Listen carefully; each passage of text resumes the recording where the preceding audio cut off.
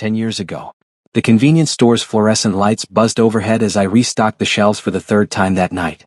My fingers ached, my back screamed in protest, and I could feel exhaustion settling into my bones like winter frost. But I couldn't stop. Not yet. Juan Minisai, you should go home, Mrs. Park said from behind the counter, her weathered face creased with concern. You've been here since 6 this morning. I forced a smile, the same one I'd perfected over years of pretending everything was fine. Just finishing up, Mrs. Park. I'll be out soon. 20 years old and I already felt ancient. Between my morning shift at the cafe, afternoon classes at community college, and evening hours at the convenience store, I barely remembered what sleep felt like. But this was my life, had been since I aged out of the orphanage at 18. No safety net, no family, just me and my determination to survive. The clock finally struck 11. I peeled off my employee vest, grabbed my worn backpack and stepped into the Seoul night. October air bit at my cheeks as I trudged toward my studio apartment, a generous term for the shoebox I called home. The alley leading to my building was poorly lit, shadows pooling between dumpsters and abandoned boxes. I'd walked this path hundreds of times, but tonight something was different. A shape, human, crumpled against the brick wall. My first instinct was to keep walking. Seoul had taught me that much. Mind your business, stay safe, get home. But then I heard it. A soft whimper, young and afraid. Against every self-preservation instinct I possessed, I approached. The figure was a boy, maybe 16 or 17, curled into himself like a wounded animal. His clothes were filthy, torn at the knees and elbows. Even in the darkness, I could see he was shaking. Hey, I said softly, crouching down. Are you okay? The boy's head jerked up and I caught my breath. Despite the grime and bruising on his face, despite the fear in his eyes, he was strikingly handsome, all sharp angles and fierce features. But more than that, I could sense it, he was an alpha. Young, probably not even fully matured, but the presence was unmistakable. Don't touch me, he rasped, but there was no strength behind the words. I'm not going to hurt you. I shrugged off my jacket, the only warm one I owned, and held it out. When's the last time you ate? He stared at the jacket like it might bite him. Why do you care? I don't know, I admitted. Maybe because I remember what it's like to have nothing. Something flickered in his eyes. Hope, maybe, or just desperation. He took the jacket with trembling hands. What's your name? I asked. Bong Su. I'm Juan Min. I made a decision that would change everything. Come on, Bong Su. Let's get you inside. My studio apartment was exactly as I'd left it, cramped, cold, and containing everything I owned in the world. Bong Su stood in the doorway looking lost. Bathroom's there, I pointed. There's instant ramen in the cabinet. I'll figure out sleeping arrangements. While he showered, I pulled out the thin futon that served as my bed and grabbed every spare blanket I had. It wasn't much, but it was warm. It was safe. Bong Su emerged 20 minutes later, transformed. Clean, he was even more striking, tall for his age, with dark eyes that held too much pain for someone so young. He'd put on the spare clothes I'd left him, an old sweatshirt and pants that hung loose on his frame. Thank you, he whispered, and I heard his voice crack. Sit. I'll make the ramen. We ate in silence, both too hungry and too exhausted for conversation. But as I watched him devour 3 packets of noodles, I made another decision. You can stay, I said, if you want. I don't have much, but... Why? The question burst from him. You don't know me. I could be dangerous. I could. You're a kid who needs help. I met his gaze steadily. I can't offer you much, Bong Su. But I can offer you this. A place to sleep, food when I have it, and someone who cares if you're okay. That's it. No strings, no conditions. His eyes filled with tears he refused to let fall. I don't understand. You don't have to. Just, let me help you. Let me be your family. That night, Bong Su cried himself to sleep on my futon while I dozed fitfully in a chair. And somehow, impossibly, I felt less alone than I had in years. 8 years later. Yeah. I got it. I looked up from my laptop to see Bong Su burst through the door of our apartment. A real 2-bedroom place now with actual furniture and everything. At 24, he'd grown into his alpha presence fully, standing 6 feet tall with the kind of commanding presence that made people instinctively defer to him. Ranked S-class at his company, one of the youngest executives in his firm. Sometimes I still couldn't believe this was the same frightened boy I'd found in that alley. Got what? I asked, smiling at his enthusiasm. The Hanum contract. The one worth 50 million won. He was practically vibrating with excitement. They said I closed it better than people twice my age. Of course you did. I stood and pulled him into a hug, pride swelling in my chest. I'm so proud of you, Bong Suya. He squeezed me tighter than necessary, burying his face in my neck in a gesture that had become familiar over the years. It's because of you, Hyung. Everything I am is because you believed in me. No, I pulled back to look at him seriously. Everything you are is because of your hard work and brilliance. I just gave you a place to start. At 28, I'd finally finished my degree and landed a stable job at a marketing firm. Nothing glamorous, but it paid well enough that we'd moved out of that studio 3 years ago. We'd built a life together, not the one I'd imagined as a lonely 20-year-old, but something better. Something that felt like home. Let's celebrate, Bong-soo declared. I'm taking you to that restaurant you like. The one with the incredible bulgogi. Bong-soo, that place is expensive. Hyung. He gave me that look, the one that said he wouldn't take no for an answer. Let me spoil you, please. You spent 8 years taking care of me. It's my turn now. How could I argue with that? The restaurant was packed, warm and fragrant with grilling meat and sizzling vegetables. Bong-soo had somehow secured us a private table in the back, away from the main crowd. He ordered far too much food, ignoring my protests. So, I said as we waited for the first course, how's everything else going? Made any friends at the new office? Something shuddered in his expression.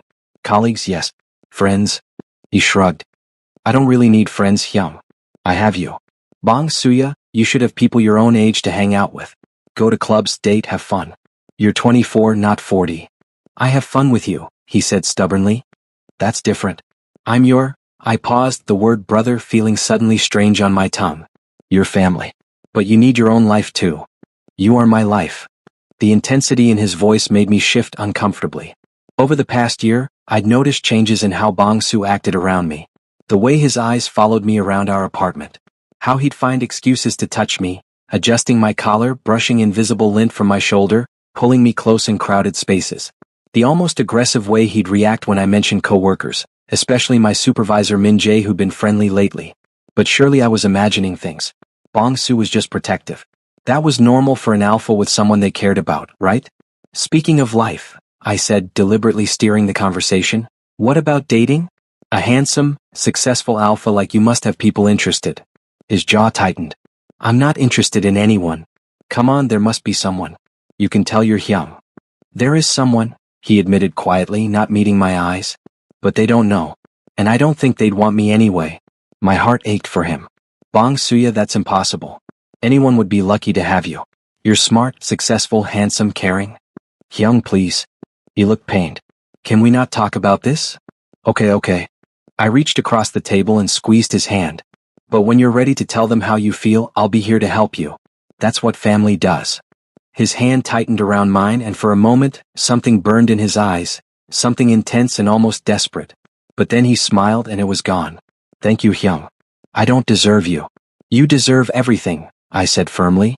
Don't ever forget that. 1 year later. I woke to the smell of coffee and something sweet, pancakes if my nose was right. Stumbling out of my bedroom, I found Bong-soo in the kitchen, dressed in his work clothes but wielding a spatula with surprising competence. Morning, he said with that smile that still had the power to warm me from the inside out. I made breakfast before my meeting. You're going to spoil me, I teased, sliding onto a bar stool. That's the plan. At 29, my life had settled into a comfortable rhythm. Work was good. I'd even gotten promoted to senior marketing specialist.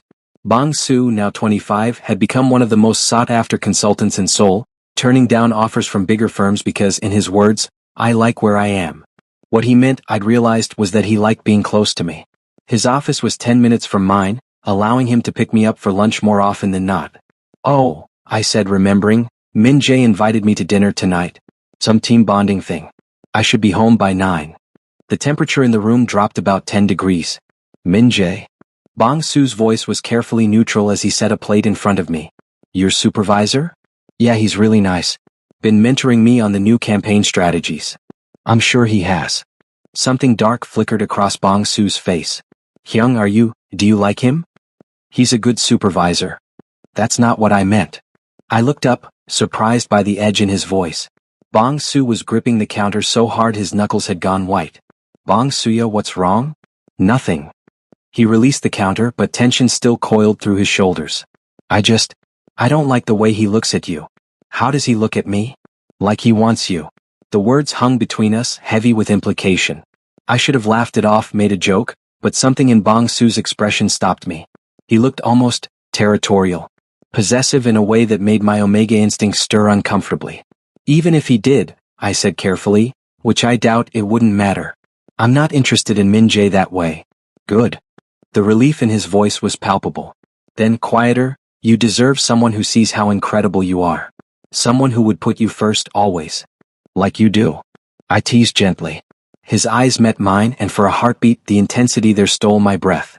Exactly like I do. That night, I came home at 9:30 to find Bong Su pacing the living room like a caged animal. He discarded his suit jacket and rolled up his sleeves, and the raw alpha energy radiating from him made my skin prickle. You're late, he said without preamble. 30 minutes, Bong Su. The dinner ran long. Did he touch you? The question came out almost growled. What? No. Why would... I stopped, anger flaring. Why are you acting like this? You've been weird about Min Jae for weeks now. Because I can smell him on you. Bong Su's control snapped. Every time you come home from work you smell like him and it makes me want to... He cut himself off, running hands through his hair. I'm sorry. I'm being unreasonable. Yes, you are. I approached carefully, the way one might approach a startled animal. Bong Suya, talk to me. What's really going on? He laughed, bitter and broken. You wouldn't understand. Try me. For a long moment he just stared at me. Then, the person I love. The one I told you about last year. They still don't know. And watching them be happy with someone else is killing me. My heart clenched. Oh Bong Su. Why haven't you told them? Because I'm afraid. His voice cracked. Afraid they'll hate me. Afraid I'll lose them completely. They're the most important person in my world, Hyung, and I'd rather suffer in silence than risk losing them. I pulled him into a hug, feeling him shake against me. Anyone who could make you this happy, who you'd sacrifice your own happiness for, they'd be a fool not to love you back. You should tell them. I can't. He wrapped his arms around me almost desperately. Not yet. Maybe not ever. We stood like that for a long time, and I wondered about the person who'd captured my Bong Su's heart so completely. I hoped, whoever they were, they deserved him. 6 months later. I should have seen it coming. The signs had been there for years really, but I'd been deliberately blind. The way Bong Su looked at me when he thought I wasn't watching. How he'd find any excuse to be near me, touch me, scent me. The growling jealousy whenever I mentioned another Alpha or Omega. The whispered words late at night that I'd pretended not to hear. But standing in our living room at midnight, watching Bong Su look at me like I was his entire universe, I couldn't pretend anymore. Hyung, he said, voice rough, we need to talk. I'd known this was coming. For the past week he'd been distant, almost avoiding me. I'd found him several times just staring into space with an expression of such longing it hurt to witness. Okay, I said, settling onto the couch. Talk to me. He paced, that restless alpha energy crackling around him. 25 years old and he moved like a predator. All controlled power and coiled strength. So different from the frightened boy I'd found 8 years ago. I'm going to say something, he started, and I need you to let me finish before you respond. Can you do that? Of course. He took a breath. Then another. The person I've been in love with, the one I told you about. Ju Hyung. It's always been you. The world tilted. I don't know when it started, he continued, words tumbling out like he'd been holding them back too long. Maybe it was gradual. Maybe it was that first night when you gave me your jacket and brought me home. But somewhere along the way, gratitude became devotion, and devotion became this. He gestured helplessly. This all-consuming thing that eats me alive every single day. Bong Su. Please let me finish. He was shaking now. I know it's wrong. I know you see me as family, as a responsibility, as the kid you saved. But Hyung, I'm not a kid anymore. I haven't been for years. And I'm so desperately, hopelessly in love with you that I can barely breathe when you're near me. My mouth had gone dry. I've tried to stop, he continued, anguished. God, I've tried. I've thrown myself into work, stayed away, avoided you when I could. But it doesn't matter. You're in everything I do, everything I am.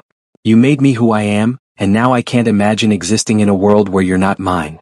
I can't keep doing this, he said, and now there were tears tracking down his face. I can't keep pretending I don't want to kiss you every time I see you. I can't keep acting like it doesn't kill me when other people look at you. I can't keep lying next to the wall our bedrooms share and imagine. He cut himself off. I'm sorry. I'm so sorry.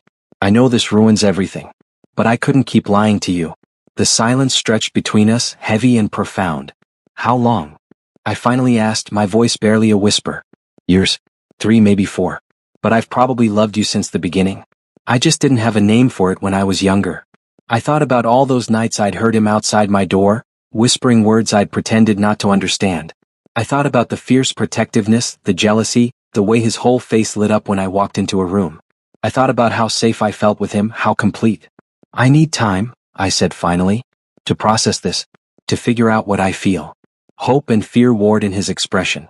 Take all the time you need. I'll wait forever if that's what it takes. And if your answer is no, I'll accept it. I'll move out, give you space. I won't make this harder for you. Don't, I said sharply. Don't talk about leaving. Whatever happens, we figure it out together. That's what family does. But that's just it, Hyung. His smile was sad and soft. I don't want to be your family anymore. I want to be your everything. For 3 days I avoided Bong-soo. Not physically, we still lived together, still moved through our routine, but emotionally. I couldn't meet his eyes, couldn't bear the hope and fear I saw there. I threw myself into work, stayed late, took on extra projects. Anything to avoid the conversation we needed to have. But on the 4th night, I came home to find Bong-soo cooking dinner like always, and something in me broke. Why are you doing this? I asked from the doorway. He looked up from the stove. Doing what? Taking care of me. Making dinner. Pretending everything's normal. I told you I needed time. And I'm giving it to you, he said simply. But that doesn't mean I stop being your family. That doesn't mean I stop caring for you. Even though you want more? Especially because I want more. He turned off the stove and faced me fully. Hyung, loving you means putting you first. It means making sure you're fed and safe and happy, regardless of whether you can ever love me back. That doesn't change. I felt tears prick my eyes. You're making this so hard. I know. I'm sorry. He took a step toward me, then stopped, respecting the distance I'd maintained. But I meant what I said. I'll wait as long as you need. And if you decide you can't give me what I want, I'll accept it. I'll always be here for you, Hyung. In whatever capacity you'll let me. What if I can't figure out what I feel? Then we stay exactly as we are. I'd rather have you in my life as family than lose you completely trying to force something you're not ready for. God, how had I gotten so lucky? This man, this incredible, frustrating, devoted man, loved me with a purity that took my breath away. Can I ask you something? I said. Anything. Those nights, when you'd stand outside my door. What did you say? He flushed but met my eyes steadily. I told you I loved you. That I was sorry for being selfish. That you were the most beautiful thing I'd ever seen, and I'd spend my whole life making you happy if you'd let me. That I knew I was being greedy, wanting more than I deserved, but I couldn't help it. I heard you, I admitted quietly. Every word. I just pretended I didn't. His breath caught. Why? Because I was scared. Because it was easier to pretend I didn't know than to face what it meant. I moved closer, close enough to see the gold flecks in his dark eyes. Because I've spent 8 years seeing you as someone I needed to protect, someone I was responsible for. And I didn't know how to reconcile that with the other feelings. What other feelings? My heart hammered. The ones that made me irrationally happy when you came home early. The ones that made me jealous when I heard about people at your office expressing interest. The ones that made me feel safe and cherished and seen in a way I'd never experienced before. Hope bloomed across his face. Hyung. I'm not ready, I said quickly. I'm not ready to name what this is or where it goes. But I'm not ready to lose you either. So maybe we figure it out together? Take it slow, see where it leads. As slow as you need, he promised. I've waited this long. I can wait longer. I reached out and took his hand, really took it, lacing our fingers together in a way that felt significant. Different. Thank you for being honest. For being brave enough to risk everything. You're worth every risk, he said simply. We stood like that, hands joined, and for the first time in days I felt like I could breathe. 3 months later. Hyung, are you almost ready? We're going to be late. I checked my reflection one last time, smoothing down my shirt. Coming. Bong-soo waited by the door, devastatingly handsome in dark jeans and a fitted sweater that emphasized his broad shoulders. At 25, he'd grown into his features completely, sharp jawline, intense eyes, and that commanding alpha presence that made heads turn wherever we went. But it was the way he looked at me that still took my breath away. Like I was precious. Like I was his. The past 3 months had been a revelation.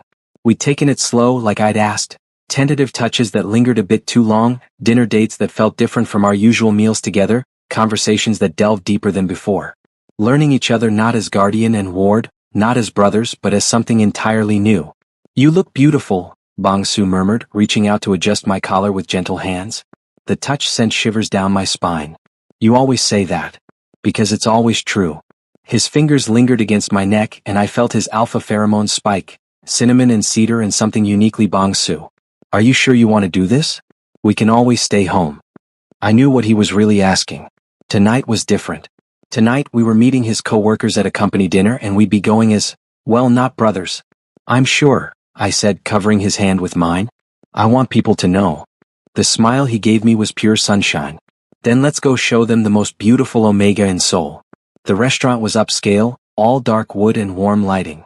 Bong Su's team had reserved a private room, and the noise of conversation and laughter spilled out as we approached. I felt his hand find mine, squeezing gently. You okay?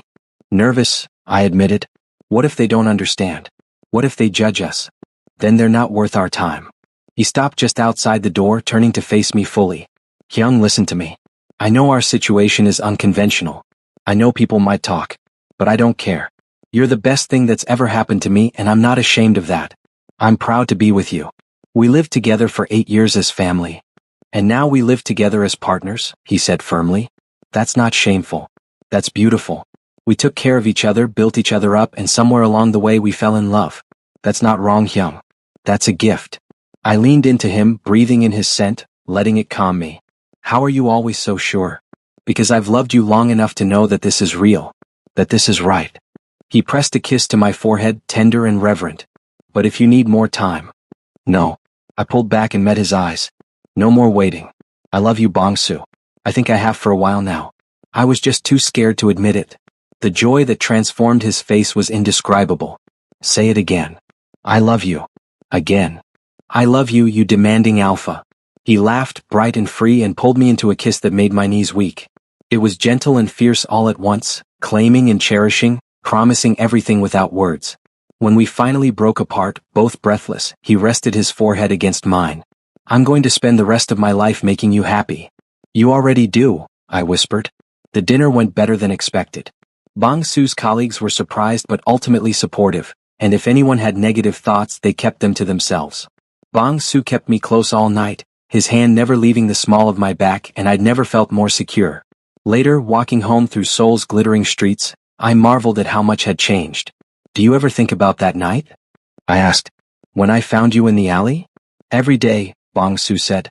It was the worst and best night of my life. Worst because of what I'd been through. Best because it led me to you. I was so lonely back then. Working myself to death, barely surviving. And then suddenly I had someone to care for. Someone who needed me. I did need you. I still do. He pulled me closer. But now you need me too. We need each other. That's what makes this work. He was right. Somewhere along the way the dynamics had shifted. I wasn't just the caretaker anymore and he wasn't just the one being cared for. We'd become partners in the truest sense, supporting each other, challenging each other, loving each other. I'm so glad I found you, I said. I'm so glad you were brave enough to stop, he countered. You could have walked past me. Most people did. But you stopped. You cared. You gave me a chance at life. And you gave me a reason to live, I admitted. I didn't realize how empty my life was until you filled it. We stopped at the Han River, looking out over the water where lights reflected like fallen stars. The city hummed around us, but in this moment, we were the only two people in the world. Hyung, Bong Su said softly, I know we're taking this slow. I know we still have things to figure out. But I need you to know, I'm in this for the long haul. Forever if you'll have me. I turned to face him, this man who'd become my whole world. Forever sounds perfect. He kissed me again, and this time there was nothing tentative about it. This was a promise, a claim, a declaration. His hands cupped my face like I was something precious, and I melted into him, letting him support my weight. When we finally pulled apart, both slightly dazed, he smiled. Let's go home. Home, I echoed, and the word had never sounded sweeter. 2 years later. I woke to sunlight streaming through the curtains and the smell of coffee.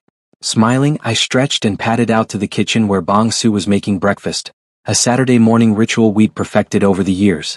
Morning, he said, setting a mug in front of me. Sleep well. Always do when you're there. It was true. The nightmares that had plagued me for years had disappeared once Bong Su moved into my bedroom. Something about his presence, his scent, his steady heartbeat, it quieted all the fears I'd carried since childhood. At 27, Bong Su had recently been promoted to senior partner at his firm. At 31, I'd started my own marketing consultancy, finally brave enough to strike out on my own. We'd moved into a larger apartment in Hanamdong, the same neighborhood where Bong Su had closed that big contract years ago. Life was good. Better than I'd ever imagined it could be. Oh, Bong Su said casually, flipping pancakes, I have something for you. It's not my birthday. Can't I give my partner gifts whenever I want? I watched as he reached into his pocket and pulled out a small velvet box. My heart started racing. Bong Su. Before you panic, he said quickly, it's not that kind of ring. Well, not yet. Not until you're ready. He opened the box to reveal 2 simple silver bands. But I wanted to give you something. A promise that I'm yours and you're mine. That we're building this life together. I stared at the rings, throat tight with emotion. You're proposing but not proposing? I'm saying that I love you. That I want to spend my life with you. And when you're ready for marriage, for making it official, I'll be here. But until then. He slipped one ring on his own finger, then held out the other. Will you wear this? As a symbol of us? Yes. The word came out choked. Yes, of course, yes. He slid the ring onto my finger and it fit perfectly. Of course it did. Bong Su paid attention to everything about me. I love you, he said, pulling me into his arms. Thank you for giving me a life. Thank you for taking a chance on me. Thank you for not giving up on us, I countered. For being brave enough to love me even when I was too scared to love you back. I'd wait 1,000 years if that's what it took. We stood like that, holding each other in our sun-filled kitchen, and I thought about how far we'd come.